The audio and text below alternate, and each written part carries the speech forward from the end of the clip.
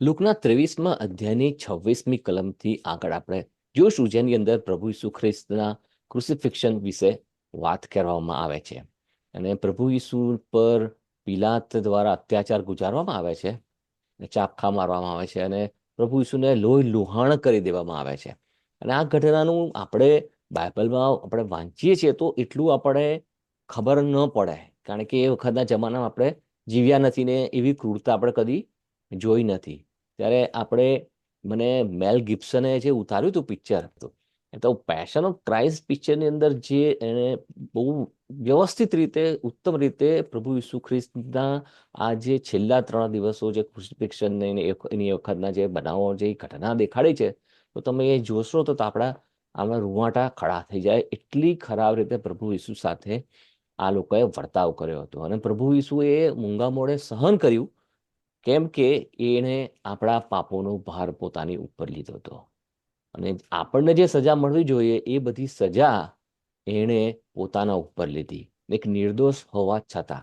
આપણે તો એના કરતા જે પ્રભુ ઈસુ ઉપર જે વિતાવવામાં આવ્યું છે એનાથી વધારે સજા આપણને પરમેશ્વર પિતા આપે, પણ પ્રભુ ઈસુના પ્રેમને ખાતર, પ્રભુ ઈસુએ જે આપણા માટે માર્ગ તૈયાર કર્યો છે એને ખાતર આપણને પાપોની માફી મળે છે. અને અહીંયા આપણે જોઈએ છે કે પ્રભુ ઈસુ ખ્રિસ્તને એટલા બધા મારવામાં આવ્યા હતા કે એમનાથી પોતાનું વધસ્તંભ પણ ઉચકી શકે એવી પરિસ્થિતિ નહોતી. એટલે રોમન સોલ્જરો, એક સાયમન નામનો માણસ જતો હતો, એને પકડીને એને કહે છે તું ઉંચકીને લઈ જા.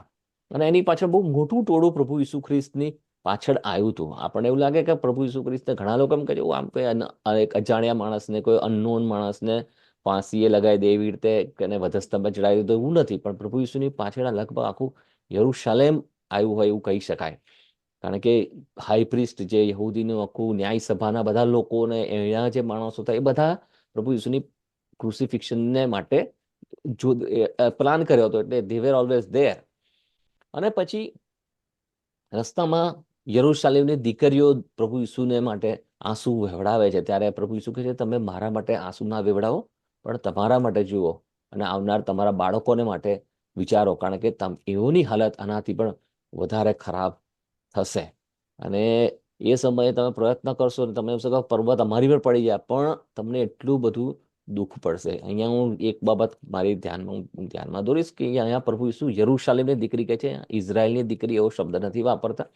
અને હું હંમેશા આ બાબતમાં ઘણી બધી વાર આગલા વિડીયોમાં પણ વાત કરી છે કે યરુશલેમ અને ઇઝરાયલ એ બે શબ્દો વચ્ચે ભેદ પાડવામાં આવે છે. ઇઝરાયલ જે છે જૂના કરારની અંદર, અને પ્રભુની જે પ્રજા જે કહેવાય એ ઇઝરાયલ છે.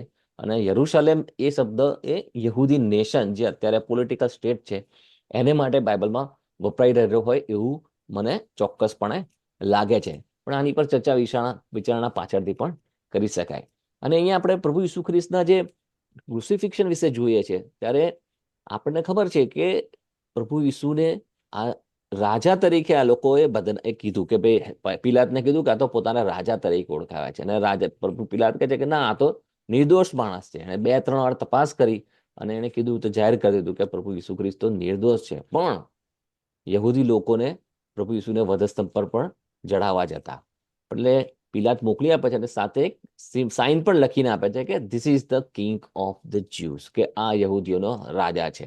એટલે પ્રભુ ઈસુ ખ્રિસ્તનું ભલે મરણ આમ આપણે એ લોકો વધસ્તંભ પર ચડતા, પણ એ કોણ હતો એ વાત પરમેશ્વર એ જેન્ટાઇલ લોકો, જે કે બિન યહૂદી લોકોએ કીધું કે ભાઈ આ તો યહૂદીનો રાજા છે, કે જે યહૂદીઓ પોતે ના સમજી શક્યા એ લોકોએ, ભલે એ લોકોએ ઠઠ્ઠા માટે લખ્યું હોય, પણ છતાં એણે જે લખ્યું હતું કે ભાઈ કિંગ ઓફ ધ જ્યુઝ પિલાતે, અને એ જ એને પ્રભુ ઈસુના વધસ્તંભ પર લખવામાં આવ્યું.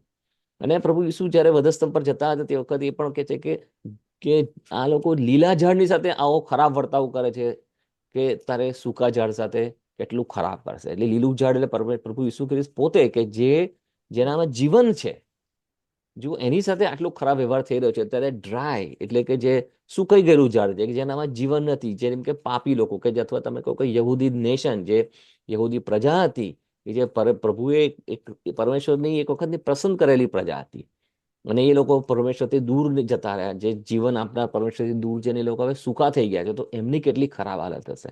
અને આપણે જોઈએ છે કે એ લોકોની હાલત 2000 વર્ષ સુધી એ લોકો આખી દુનિયામાં રખડ્યા અને એ લોકોને બહુ તકલીફો પડી.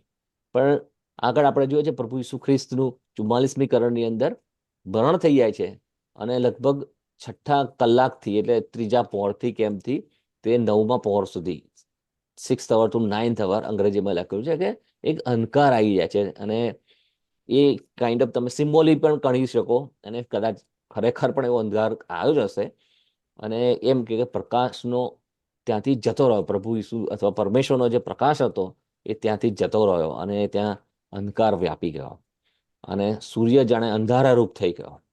અને કીધું છે, બાઇબલમાં લખ્યું છે કે જે પ્રભુ મંદિરમાં જે પડદો હતો, જે પરમ પવિત્ર સ્થાન અને સામાન્ય લોકોના સ્થાન વચ્ચે જે મૂકવામાં આવ્યો હતો, એ પડદો ફાટી ગયો અને એ બતાવે છે કે પ્રભુ ઈસુ કે પરમેશ્વર જે છે એ અને માણસ હવે એક છે, એકબીજાને સીધા સટ મળે છે, વચમાં કોઈ પડદો રહ્યો નથી.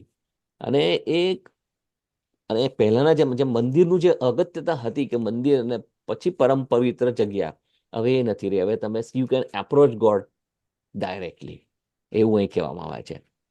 અને આપણે વાંચીએ છીએ આની અંદર કે પ્રભુ ઈસુનું મરણ થઈ જાય છે અને પછી ત્યાં આગળ એમને શબ લેવા માટે અરીમથાય આવે છે અને એ પિલાતને કહે છે કે મને એનું શબ આપો અને હું એને કબારમાં મૂકીશ. અને પ્રભુ ઈસુને એ પોતેની કબર હતી એમાં પ્રભુ ઈસુને મૂકવામાં આવે છે, જ્યાં બીજો કોઈને કદી રાખવામાં નહીં આવ્યો હોય.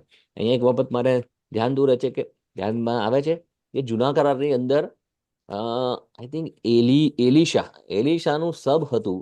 એ લોકોને કશું કે ધરતીકંપ કંઈક થાય છે તો એલિશાનું શબ એ લોકો પેલી એમાં કબરમાં નાખે છે અને જેને બી એલિશાનો શરીર અડકે છે, જે બધી હાડકા બધા જીવતા, એટલે માણસો જીવતા થઈને થઈ જાય છે. એટલે એલિશાને શબમાં બી એવું પરાક્રમ, એટલે પરમેશ્વરની અંદર ચમત્કાર કર્યો હતો કે જે મરેલા હતા એ પણ જીવતા થઈ ગયા. જો પ્રભુ ઈસુનું જો પુનરુત્થાન જયારે થવાનું છે ત્યારે તો પ્રભુ ઈસુ જે કબરમાં મૂકે તેમાં બધા લોકો જીવતા થઈ જાય. એટલે પણ એવી ઘટના ન ઘટે કે એવું કદાચ કે એમાં શું દૈવી યોજના હતી એના વિશે હું કશું ના કહી શકું, પણ મને એવો થોડો બંને વચ્ચે થોડી સરખામણી કરવાની ઈચ્છા થઈ કે એ એલિશા વખતના કબરની અને પ્રભુ ઈસુના કબરને બી ખાલી હોવાનું બહુ અગત્યની હતી. અને પ્રભુ ઈસુ એકલા જે કબરની હતા અને જયારે પરાક્રમ સહિત ઉઠ્યા ત્યારે એમની સાથે બીજા કોઈ મૃત્યુ પામેલા લોકો ઉઠ્યા નહીં, એટલે એ કબરમાંથી એ એક અગત્યની બાબત આપણને જોવા મળે છે. અને અહીંયા એ બી વાત કહેવામાં આવે છે કે પ્રભુ ઈસુને જ્યાં દાટવામાં હતા એની વાત જે સ્ત્રીઓ હતી એ લોકોને ખબર હતી, કારણ કે એ લોકોએ જોયું કે પ્રભુ ઈસુને કઈ જગ્યાએ દાટવામાં આવ્યા. પણ એ સાબાતનો દિવસ શરૂ થઈ જવાનો હતો એટલે યહૂદી રીત પ્રમાણે એમને બરાબર દાટવામાં આવ્યા કે નહીં એની એ લોકોને ખબર હતી કે નથી થયું. એટલે એ પૂરું કરવા માટે એ લોકો સાબાત પછી પુનરુત્થાનના સવારે એટલે કે શુક્રવારે પ્રભુ ઈસુને કબરમાં મૂક્યા, તો રવિવારે આવવા માટે ક્યાં આવવું એ જગ્યા પણ એ લોકોએ નોંધી હતી. અને આપણે એક વસ્તુ અહીંયા આગળ બને શકે આપણે ધ્યાન આપીએ કે બાઇબલમાં તમે જોશો કે જે લોકોને નીચા ગણવામાં આવે છે એ જમાનાને અંદર કે સ્ત્રીઓને એવું ગણવામાં આવે કે એ લોકોનો કોઈ અધિકાર નથી, એવા લોકો સૌથી વધારે પરમેશ્વરની પ્રભુ ઈસુની પાસે પહોંચી શક્યા. અને જે લોકો એવું જાણ્યા કે અમે મહાન છીએ, અમે મોટા છીએ, એ લોકો હંમેશા પ્રભુથી દૂર રહી ગયા. અને અહીંયા આગળ પ્રભુ ઈસુના જન્મ વખતે બી આપણને ખબર છે કે જે ગોવાળો હતા એ લોકોને ખબર પડી, વધામણીના સમાચાર એ લોકોને મળ્યા ને એ લોકોએ બાળ ઈસુના દર્શન પહેલા કર્યા અને રાજા રહી ગયા. અને એટલે જે યહૂદીઓનો રાજા ને એ બધા લોકો રહી ગયા. એવી રીતે અહીંયા આગળ સ્ત્રીઓને ખબર હતી કે ક્યાં આગળ પ્રભુ ઈસુને દાટ્યા છે. અને એ લોકોએ એના પછી જ્યારે પવિત્ર જે સાબાત દિવસ એટલે પુનરુત્થાનનો રવિવારનો દિવસ આવ્યો ત્યારે એ લોકો ત્યાં એ પહોંચે, જેના વિશે આપણે લુકના 24મા અધ્યાય એના આગળ ઉપર વાંચીશું. પણ એટલું આપણે ચોક્કસ યાદ રાખીએ કે પ્રભુ ઈસુએ પોતાનું શરીર અને આપણા માટે આપી દીધું અને એનું લોહી એણે આપણા માટે વહેવડાવી દીધું. એટલે જ પ્રભુ પૂજનનો જે સંસ્કાર જે છે, પ્રભુ ઈસુનું શરીર અને રક્ત છે જે આપણે સ્વીકારીએ છીએ, અને એના પ્રભુ ઈસુના મૃત્યુમાં આપણે મરી જઈએ છીએ અને એના પુનરુત્થાનમાં આપણને પણ પુનરુત્થાન મળે છે અને અનંત જીવન મળે છે. એ જ વિશ્વાસ આપણે રાખીએ અને એ જ વિશ્વાસમાં આપણે સદા ટકી રહીએ અને ઈશ્વર આપણને એના માટે મદદ કરે. આમેન.